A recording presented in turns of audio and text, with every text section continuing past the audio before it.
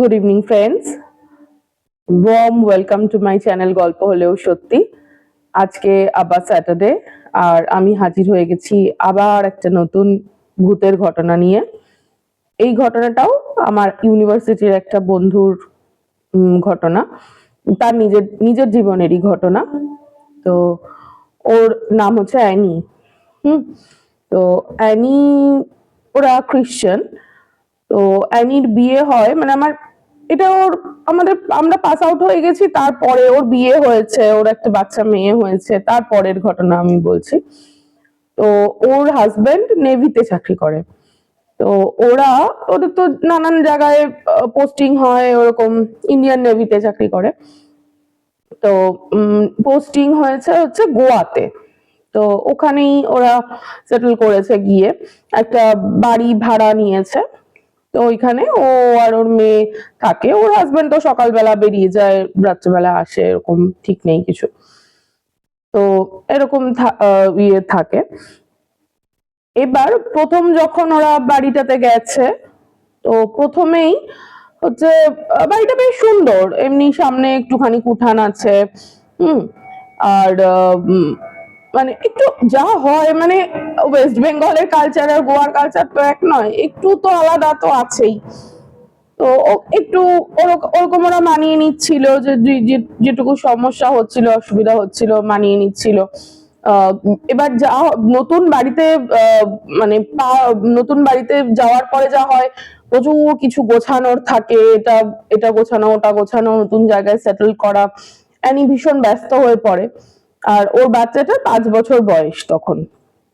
তো ও ও বাচ্চাটা যথারীতি একটু একা হয়ে পড়েছে। ওর মা সারাদিনই ব্যস্ত, এটা গোছাচ্ছে, ওটা গোছাচ্ছে, এখানে এটা কিনতে যেতে হচ্ছে, ওটা কিনতে যেতে হচ্ছে। অ্যানির বাচ্চাটা একটু একা হয়ে পড়েছে। ও তো ও খুব শান্ত, ও খুব শান্ত বাচ্চা, মানে ভীষণ কিউট আর ভীষণ শান্ত। তো ও নিজের মতো খেলে, ও একা একা এখান ওখান খেলে, ঘরের মধ্যেই থাকে। এই খেলনা নিয়ে একটু খেলনা টেলনা দিয়ে বসিয়ে দিলে ও ভীষণ ভালো থাকে আর কি, কোনো অসুবিধা করে না। যেটা আমি ভাবতেই পারি না, যে আমি জিকো জুডোকে একা কোথাও রেখে আমি কোথাও যাব বা কিছু করব, এটা সম্ভবই না। ওদেরকে এক জায়গায় 2 মিনিট বসানো আমার পক্ষে সম্ভব না। কিন্তু ওর বাচ্চাটা খুব শান্ত। তো যার জন্য ওর ওটা একটা প্লাস পয়েন্ট ছিল, যে ও নিজের কাজ টাজগুলো গোছাতে পারতো, করতে পারতো, যে অসুবিধা হতো না। কিছুদিন ধরে ও খেয়াল করছে যে বাচ্চাটা একা একা গল্প করে। বেশ হেসে হেসে, বেশ মানে ওর বয়সী কারোর সাথে যা হয়, বাচ্চাদের একটা নিজের বয়সী একটা কেউ পার্টনার পেলে ভীষণ হ্যাপি লাগছে ওর বাচ্চাটাকে। যে ও একটু মন মরা হয়েছিল, নতুন জায়গায় এসেছে, নতুন স্কুলে তখনও ভর্তি হয়নি, একটা নতুন জায়গায় যা হয় বাচ্চাদের, হয় না, একটু মন খারাপ হয়েছে। এরকমই মানে নতুন ওর ওর আগের জায়গায় যারা বন্ধু ছিল এখানে তো কেউ নেই, ও একটু একা হয়ে পড়েছিল। হঠাৎ করে অ্যানি খেয়াল করছে ওর বাচ্চাটা খুব হ্যাপি, আর ও বেশ একা একা গল্প করছে, এখানে একটু গল্প করছে, মাঝে মাঝে এদিকে গল্প করছে, ওদিকে গল্প করছে, এরকম ঘরের মধ্যে এদিক ওদিক তাকিয়ে তাকিয়ে গল্প করে একা একা। তো অ্যানি তখন ওকে জিজ্ঞেস করছে, তুমি কার সাথে গল্প করছো মা? তখন বলছে দিদির সাথে। তখন বলছে দিদি? দিদি কে? তখন বলছে আছে, দিদি আছে। তখন বলছে কোথায় দিদি? আমি তো কোনো দিদিকে দেখতে পাচ্ছি না। তখন বলছে দিদি ভয় পায় তোমার সামনে আসতে। তখন অ্যানি তখন ভাবছে যে বাচ্চাদের খেয়াল নানান রকম হয়, ওরা নানান রকম কথা বলে, ও অতটা পাত্তা দেয়নি। কিন্তু এই ব্যাপারটা বাড়ছে, আর ওর বাচ্চা ভীষণ হ্যাপি, মানে যেটা ও সাধারণত থাকতো না।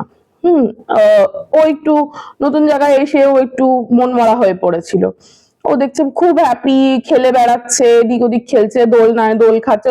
বাড়ির উঠানেই একটা দোলনা ছিল, ওই দোলনাটায় দোল খাচ্ছে, আবার মাঝে মাঝে ফাঁকা দোলনাটা দোল দিচ্ছে। হ্যাঁ, তো তখন অ্যানি জিজ্ঞেস করছে, তুমি কাকে দোল দিচ্ছ মা? তখন বলছে দিদিকে।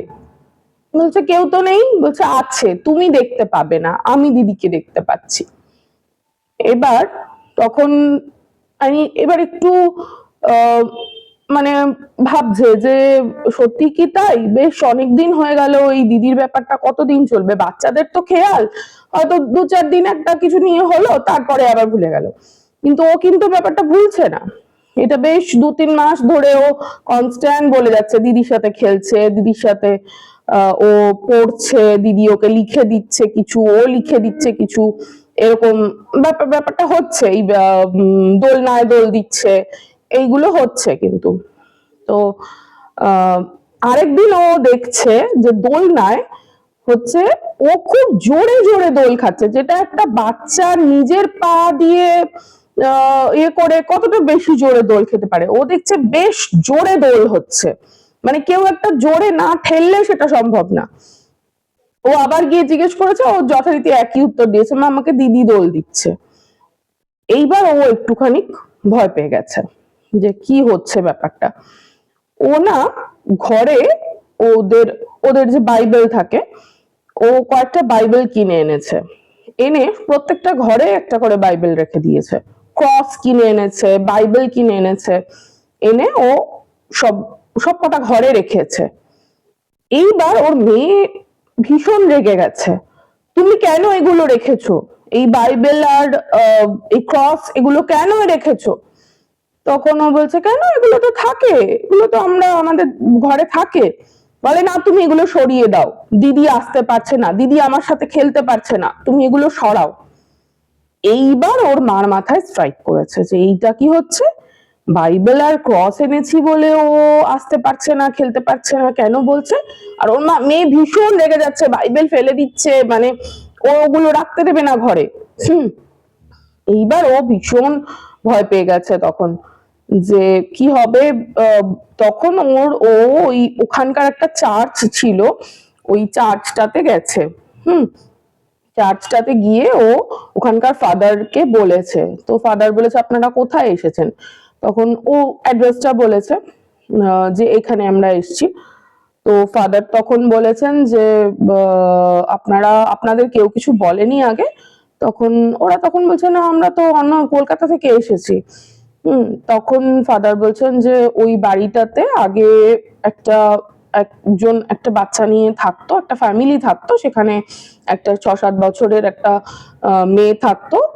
তো ওই মেয়েটা ওখানে, মানে ওর মেয়েটার ক্যান্সার হয়েছিল, তো মেয়েটা ওখানে ওদের ওই বাড়িতেই মেয়েটা মারা যায়।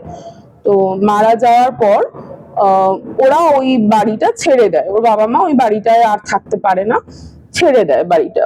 তো তারপর থেকে বাড়িটা এতদিন ফাঁকাই ছিল। আপনারাই এসছেন, হয়তো আপনার মেয়ে ওই বাচ্চাটার আত্মাকে দেখতে পাচ্ছে। তো তখন এই তো অ্যানি ভীষণ ভয় পেয়ে গেছে, বলছে যে কি হবে তাহলে? তখন বলছে যে আমি ওই ওদের যে হোলি ওয়াটার আছে, ওই হোলি ওয়াটার আমি দিয়ে দিচ্ছি, তবে আপনি ভয় পাবেন না, ও কিন্তু ক্ষতিকারক আত্মা নয়। তখন বলেছে ওই ফাদার বলেছে, ঠিক আছে আমি গিয়ে দেখবো। ফাদার এসে তারপর ঘরে চারিদিকে হোলি ওয়াটার ছড়িয়ে টড়িয়ে দেন, দিয়ে তো বলেছেন, বা ফাদার বলেছিলেন যে দেখুন ও খুব একটা ক্ষতিকারক স্পিরিট নয়, তবু স্পিরিট তো, একটা স্পিরিটের সাথে একটা মানুষের সেরম ভাবে যোগাযোগ হওয়াটা, এটা কোনো একটা ভালো কথা নয়। তো আপনারা একটা কাজ করুন, আমি আপাতত এই হোলি ওয়াটারটা ছড়িয়ে দিয়ে যাচ্ছি, কিন্তু আপনারা এই বাড়িটা চেঞ্জ করে ফেলুন, অন্য কোথাও থাকুন, এই এই বাড়িটাতে থাকার দরকার নেই। তো তারপর থেকে আর ওরা সেরকম কিছু আর দেখতেও পায়নি, আর একদম 1 সপ্তাহের মধ্যেই ওরা গোয়াতেই আবার অন্য আরেকটা বাড়ি ঠিক করে সেখানটায় চলে যায়। আর আর কিছু না, এটাই ঘটনা। তো আশা করছি সবার ভালো লাগবে, আর ভালো লাগলে সবাই চ্যানেলটাকে সাবস্ক্রাইব করে দিও, লাইক করে দিও, আর অবশ্যই আমাকে কমেন্ট করো যে কেমন লাগছে তোমাদের আমার ঘটনা। আর সবাই খুব ভালো থাকো, আজকের মতো বাই।